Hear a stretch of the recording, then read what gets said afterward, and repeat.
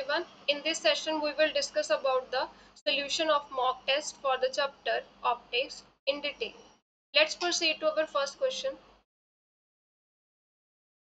An object is placed on the axis of concave mirror at a point beyond the center of curvature. अब यहाँ पे एक concave mirror है.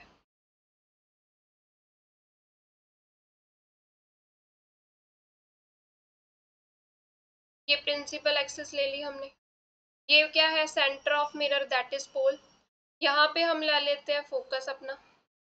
जितना ये डिस्टेंस होगा फोकस और पोल के बीच, उतने ही डिस्टेंस हमने लेना है फोकस और सेंटर ऑफ कर्वेचर के बीच. अब ऑब्जेक्ट कहाँ पे पड़ी है? Beyond the centre of curvature. यहाँ कहीं पे पड़ी होगी.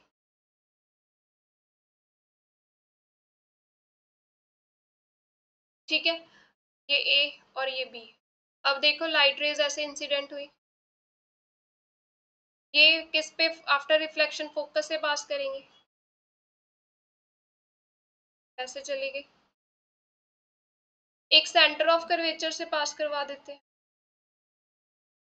तो जो सेंटर ऑफ कर्वेचर से पास होती है वो आफ्टर रिफ्लेक्शन अपना पाथ रिट्रेस करती है. अब ये दोनों रेज इस पॉइंट पे मीट कर रही हैं, कट कर रही हैं एक दूसरे को, तो यहाँ पे हमें क्या मिलेगी? इमेज मिलेगी. यहाँ पे ये इमेज कैसी है? ए डैश बी डैश.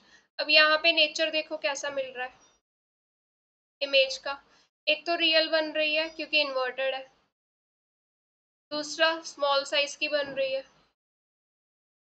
तो ऑप्शन चेक कर लेते हैं. Here B option is the correct answer, real and inverted. Next question. Identify the factor on which angle of deviation of prism does not depend. Angle of deviation of prism का relation कैसे होता है?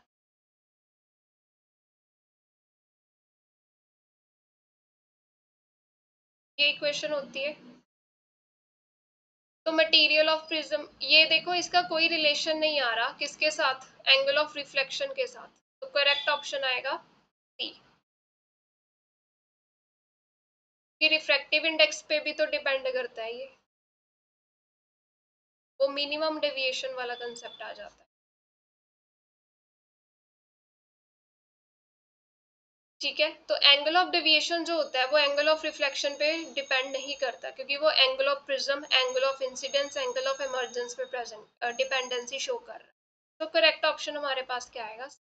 Material of prism मतलब refractive index, वो यहाँ से ही पता चल रहा है. वेवलेंथ यूज्ड, वो भी डिपेंडेंसी शो करेगा कि जितनी वेवलेंथ होगी उसके अकॉर्डिंग ही तो डेविएशन जो है वो चेंज होती जाएगी. So deviation, angle of deviation wavelength पे भी डिपेंड कर रहा है. कैसे डिपेंडेंसी शो करता है? इनवर्सली. तो सिर्फ सी ऑप्शन जो है that is the correct answer. Two concave mirror have small focal length but aperture of one is larger than other. Which mirror form the sharper image and why? यहाँ पे ये options, it is of small aperture and this is of large aperture. B A option है plane mirror. अब हमें दो mirrors जिनके बारे में बात की गई है, फोकल लेंथ सेम है, एक का अपर्चर ज्यादा है दूसरे का अपर्चर कम है, तो कौन शार्पर इमेज बनाएगा? जिसका स्मॉल अपर्चर हो, क्योंकि स्मॉल अपर्चर की वजह से वो लाइट रेस को क्या करेगा? ज्यादा अच्छी इमेज बनाएगा, फोकस करेगा लाइट रेस को. ठीक है, बहुत अच्छी शार्प परफेक्ट इमेज बनती है. तो वो किस में बनती है? स्मॉल अपर्चर में बनती है. तभी भी हम कनकेव मिरर के जितने भी हमने रे डायग्राम बनाए, वहां पे हम कनकेव मिरर जो यूज कर रहे थे that is of small aperture. वो स्मॉल अपर्चर के लिए ही थे results. Next question. According to thin lens formula which one of following is true regarding the focal length of lens? Focal length is positive for concave lens. Concave lens ये होता है concave lens. ये इसका optical centre होता है, इसका focus यहाँ पे होता है. अब ऑब्जेक्ट अगर यहाँ कहीं पे पड़ी है, ऐसी डायरेक्शन होगी इंसिडेंट रे की, वो पॉजिटिव डायरेक्शन बनेगी. फोकल लेंथ हम लेते हैं ऑप्टिकल सेंटर से फोकस तक का डिस्टेंस, तो ये तो नेगेटिव बन रहा है. यानी कि कनकेव की जो फोकल लेंथ है वो क्या है, नेगेटिव आ रही है, ये ऑप्शन नहीं आएगा। ये भी नहीं आएगा डाइवर्जिंग लेंस की पॉजिटिव, यही तो डाइवर्जिंग लेंस है। तो option D is the correct answer, F is negative for the concave lens. Concave lens के लिए जो फोकल लेंथ हो रही है वो नेगेटिव आ रही है, ठीक है, ये करेक्ट है, ये ट्रू है। ये क्यों रॉन्ग है, क्योंकि देखो कन्वेक्स लेंस है, ऐसे है, ये ऑप्टिकल सेंटर हो गया, यहाँ पे इसका फोकस होता है। अब इंसिडेंट रे तो ऐसे जाएगी, आगे वाली डायरेक्शन पॉजिटिव ले रहे हैं, तो ये वाला डिस्टेंस हमारा होगा फोकल लेंथ, और ये क्या आएगा, पॉजिटिव। तो कन्वेक्स लेंस की फोकल लेंथ क्या आती है, पॉजिटिव आती है, ये गलत है स्टेट। तो correct option is D. Next question, what is the SI unit of power of lens. जो लेंस की पावर होती है उसकी यूनिट्स क्या होती है, dioptre. Option C is the correct answer. Next question, what type of wave shows the property of polarisation. तो जो वेव्स पोलराइजेशन का प्रॉपर्टी शो करती है उनका नेचर कैसा होना चाहिए, ट्रांसवर्स नेचर की वेव्स होनी चाहिए, क्योंकि अगर वेव का ट्रांसवर्स नेचर नहीं होगा तो पोलराइजेशन की प्रॉपर्टी शो नहीं होगी। So option C is the correct answer. Next question, what is the polarisation angle of medium of refractive index √3। हमें ये रिलेशन पता है, refractive index is what, tan of IP। Refractive index कितना given है, √3। अब polarisation angle एक तरफ, tan inverse of √3, ये कितना होगा, 60 डिग्री। ये tan 60 क्या होता है, √3। तो option A is the correct answer. Next question, which field vector is used to represent the polarisation of EM wave. जब भी हम EM वेव की पोलराइजेशन करते हैं, पोलराइजेशन में हम मेनली किस वेक्टर की फील्ड वेक्टर की डायरेक्शन देखते हैं, that is electric field vector. क्योंकि हम मोस्टली इलेक्ट्रिक फील्ड की डायरेक्शन को ही कंसीडर करते हैं कि इस डायरेक्शन में अगर पोलराइजेशन हो रही है तो इलेक्ट्रिक फील्ड कंपोनेंट इस तरफ ही होगा। तो हम मेनली पोलराइजेशन के केस में किस पे फोकस करते हैं, इलेक्ट्रिक फील्ड वेक्टर पे फोकस करते हैं। तो correct option is C. Next question,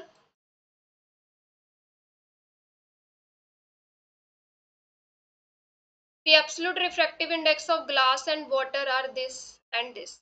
यहाँ पे हमें ग्लास का रिफ्रैक्टिव इंडेक्स गिवन है 3/2, वाटर का गिवन है 4/3। Find the ratio of speed of light in glass and water. Glass and water हमें फाइंड क्या करना है, जे,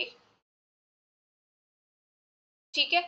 अब हमें पता है रिफ्रैक्टिव इंडेक्स इनवर्सली वेरी करता है वेलोसिटी के साथ, राइट। तो हम यहाँ पे वो रिलेशन लगा देंगे, glass over water, inversely very कर रहा है तो ग्लास की वेलोसिटी नीचे आएगी, वाटर की वेलोसिटी ऊपर जाएगी। अब इसमें वैल्यूज फिल कर देते हैं, ग्लास का रिफ्रैक्टिव इंडेक्स 3/2, वाटर का रिफ्रैक्टिव इंडेक्स क्या है, 4/3। It is equal to velocity of water, velocity of glass. तो ये रेशो कितनी आ गई, दैट इज 9/8। बट पूछी क्या है, speed of light in glass and water, इसका रेसिप्रोकल ले लो, that is glass is to water, 8/9। तो करेक्ट ऑप्शन आएगा D. Next question, the speed of light in air is. Air में जो स्पीड ऑफ लाइट दी गई है 3 × 10⁸ मीटर पर second. If the refractive index of glass, refractive index क्या है, 1.5। Find the time taken by light to travel a distance of, distance कितना है, 10 centimetre. किसमें कवर करना है, ग्लास में।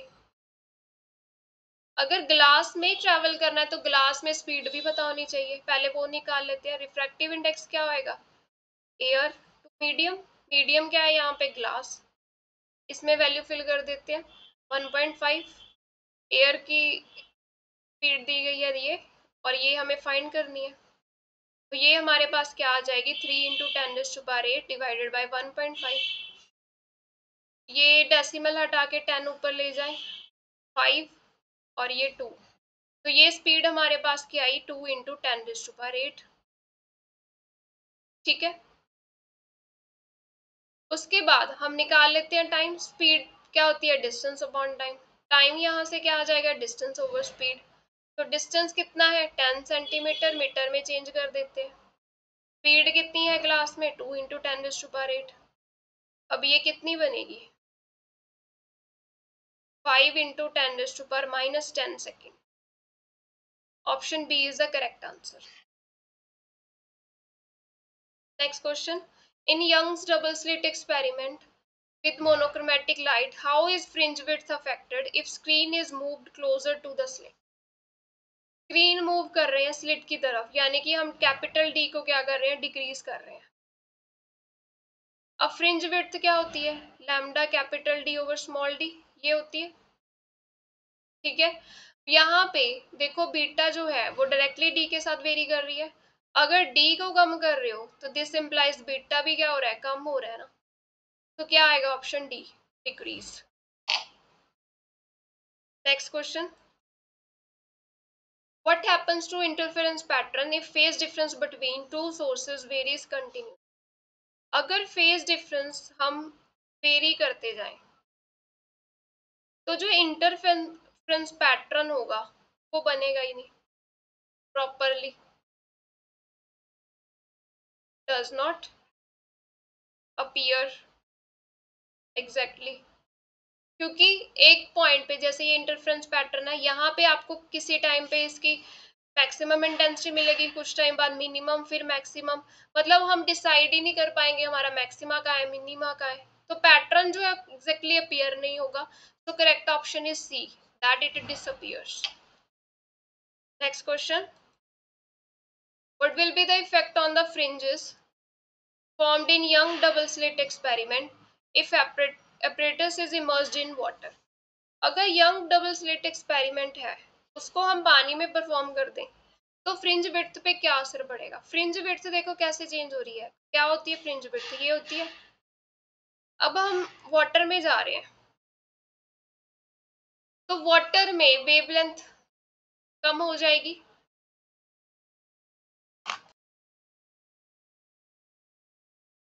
अब हम वाटर में अपरेटस रख दिया, हम एक्सपेरिमेंट कहाँ पे कर रहे हैं? वाटर में कर रहे हैं।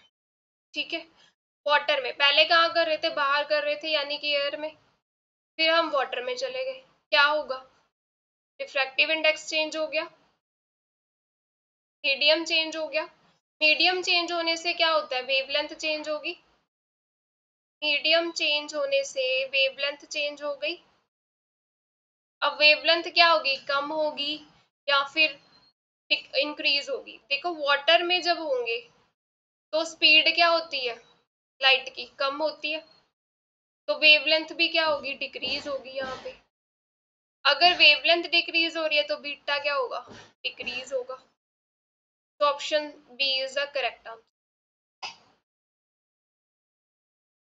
Next question, final image formed by astronomical refracting telescope with respect to objectives. अब एस्ट्रोनॉमिकल रिफ्रैक्टिंग टेलीस्कोप में क्या था? पहले ऑब्जेक्टिव लेंस था हमारे पास जो लार्ज अपर्चर का होता है। ये ऑप्टिकल सेंटर, यहाँ पे कोई रेज ले लेते हैं कि इन्फिनिटी से आ रही हैं, बड़ा बनाना पड़ेगा थोड़ा सा। ठीक है, तो एक तो पास करवा दी ऐसे ऑप्टिकल सेंटर से लाइट रे, वो ऐसे सीधा ही चली जाएगी अनडेविएट हुई। ठीक है, एक कुछ ऐसे चली गई, ये इसको यहाँ पे मीट कर रही है। अब ये इन्फिनिटी पे ऑब्जेक्ट पड़ी है, वहां से पैरेलल रेज आ रही है इन्फिनिटी से। ठीक है, तो हमारे पास ये कहाँ पे इमेज बनेगी? फोकस पे बनेगी, फोकस ऑफ ऑब्जेक्टिव लेंस पे। अब ये जो इमेज है ये क्या काम करेगी? आई पीस के लिए इमेज का काम करेगी। ये हम आई पीस ले लेते हैं। ठीक है, अब ये जब इमेज बनी है ये एज ए ऑब्जेक्ट इसके लिए काम करेगी। अब ये इसके फोकस से पास कर गई ऐसे, और ये ऑप्टिकल सेंटर से ये डाइवर्ज हो रही है, इनको बैकवर्ड प्रोड्यूस कर देते हैं।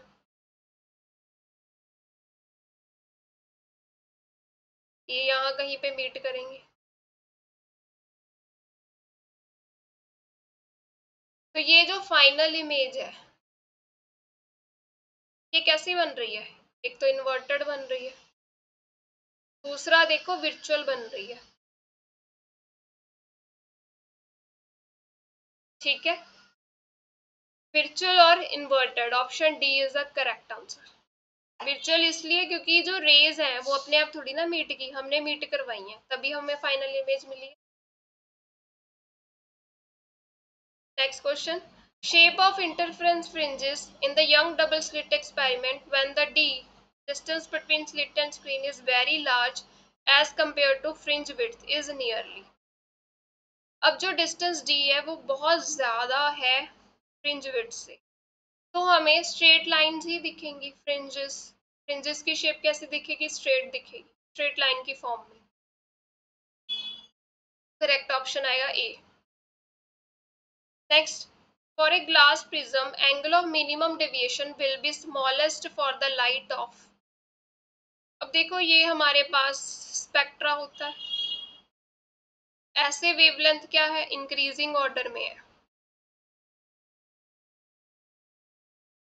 अब एंगल ऑफ मिनिमम डेविएशन जो है स्मॉल दसना है किसने लिया, ठीक है।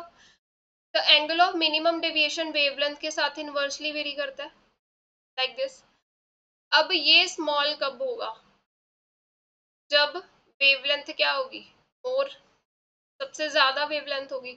अब रेड, येलो, ब्लू, ग्रीन, इनमें से सबसे ज्यादा वेवलेंथ किसकी है? रेड की है ना। तो रेड के लिए क्या होगा? एंगल ऑफ मिनिमम डेविएशन सबसे स्मॉल होगा। Option A that is the correct answer. Next question, an object approaches the convergent lens from the left of lens. Convergent lens मतलब कन्वेक्स लेंस है हमारे पास, और जो ऑब्जेक्ट है वो इसकी तरफ आ रही है, और स्पीड इन्होंने दी गई है 5 मीटर पर second, and it stop at the focus। The image moves away from the lens with uniform speed, moves away from the lens with uniform acceleration, moves away from lens with a non-uniform acceleration, moves towards the lens with non-uniform acceleration। देखो यहाँ पे क्या हो रहा है? u change हो रहा है, ये इस तरफ जा रही है, u चेंज होगा तो v भी चेंज होगा। हम थिन फोकल लेंथ फॉर्मूला से अगर वेलोसिटी डिराइव करें, ये तो फिक्स है, इसका derivative 0, -1/v² dv/dt +1/u² du/dt, यही बनेगा। ठीक है, तो यहाँ से हमारे पास ये क्या है? इमेज की वेलोसिटी, और ये क्या है? ऑब्जेक्ट की वेलोसिटी। तो इमेज की वेलोसिटी कैसे चेंज हो रही है? -v²/u² into velocity of object. अब नेगेटिव साइन आ रहा है, ठीक है, तो ये लेंस से दूर जा रही है। ठीक है, दूसरी बात, इसकी एक्सेलरेशन कैसी होगी? देखो जैसे जैसे u चेंज हो रहा है v भी चेंज हो रहा है, ये तो फिक्स है। ठीक है, तो इनके चेंज होने से क्या होगा? वेलोसिटी ऑफ इमेज चेंज हो रही है ना। Velocity of image changes as v and u changes. ठीक है, अगर v और u चेंज हो रहे हैं तो वेलोसिटी भी क्या हो रही है? चेंज हो रही है। वेलोसिटी चेंज होने का मतलब क्या है? एक्सेलरेशन जो होगी वो भी चेंज होगी, यूनिफॉर्म नहीं होगी वो, तो नॉन यूनिफॉर्म एक्सेलरेशन होगी। तो एक तो ये पता चल गया कि एक्सेलरेशन इमेज की कैसी है? नॉन यूनिफॉर्म, यानी कि वेरिंग एक्सेलरेशन भी बोला जा सकता है इसको। अब डायरेक्शन देख लेते हैं, नेगेटिव साइन है, ऑब्जेक्ट अगर इस तरफ जा रहा है, ठीक है, तो इमेज किस तरफ जाएगी? इसके ऑपोजिट डायरेक्शन में जाएगी।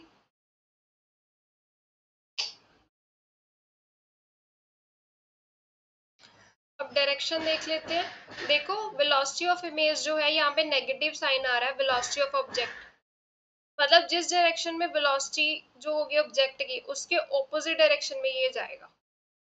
ठीक है, तो ये जो इमेज है वो कैसे जाएगी? It moves away from the lens. So correct option is C. Moves away from lens with non-uniform acceleration. Next question. Intermediate image formed by objective of compound microscope. अब कंपाउंड माइक्रोस्कोप में क्या था? पहले हमारा एक कन्वेक्स लेंस लगा हुआ है, आईपीस ऑब्जेक्टिव लेंस सॉरी। तो ये कैसी इमेज बनाता है? अगर ये ऑब्जेक्ट यहाँ पे रखा है, ये इसके फोकस से लाइट रेस पास हुई, ये centre of curvatures optical centre से, तो ये यहाँ पे इमेज बनाता है एक। तो ये कैसी इमेज बनती है इसकी? रियल है, इन्वर्टेड है और मैग्नीफाइड है, थोड़ी सी बड़ी इमेज मिलती है। तो करेक्ट ऑप्शन इज ए। और ये फिर इमेज क्या काम करती है? As a object for eyepiece, फिर हमें फाइनल इमेज मिलती है। ठीक है, next question. Huygens wave theory of light could not explain. Huygens wave theory है, वेव नेचर वो कंसीडर किया था इसने, तो डायफ्रैक्शन तो एक्सप्लेन की ही थी, ये ऑप्शन नहीं आएगा। पोलराइजेशन भी की थी, ये भी नहीं आएगा। इंटरफेरेंस भी वेव नेचर पे बेस्ड थी, तो करेक्ट ऑप्शन आएगा B, that is the photo electric effect. वो वेव नेचर के थ्रू एक्सप्लेन नहीं किया जा सकता फिनोमेना, तो correct option is B. Next question. The shape of wave front emitted by light source in the form of narrow slit. अब हमारे पास light source है, वो कैसा है? एक बहुत छोटी सी स्लिट है हमारे पास, स्लिट बना लेते हैं, बोथ नैरो स्लिट।